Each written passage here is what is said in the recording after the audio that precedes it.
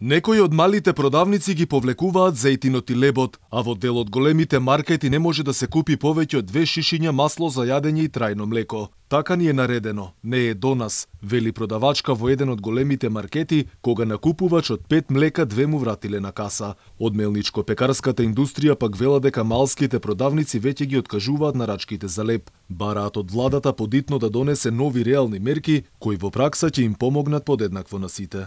Направена голема грешка со одлукава, така да се соочуваме моментално со проблеми, нарачките од што ни се откажуваат, пазарот останува без брашно тип 400, без леб, се соочуваме со сива економија за 4 дена и како што напоменав, дадено е барањето и очекувам владата веднаш и хитно, значи Министерство за економија, да ги врати старите услови, значи кај што ќе имаат, нели, малите трговци работи и маржи, како би продолжило нормално да функционира снабдувањето на пазарот.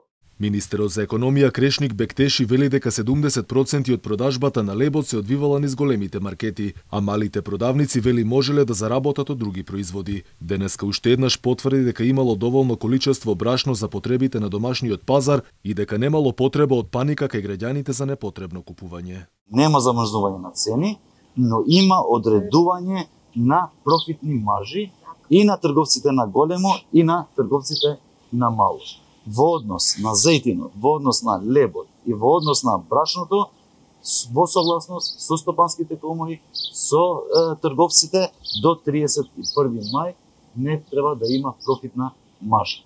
Инаку со владината одлука лебот, брашното и маслото за јадење се продаваат без маржа, па така најмногу ќе бидат погодени малите продавници, особено оние во селата и оддалечените места, кои генерално самите ја преземаат робата за што имаат и големи трошоци.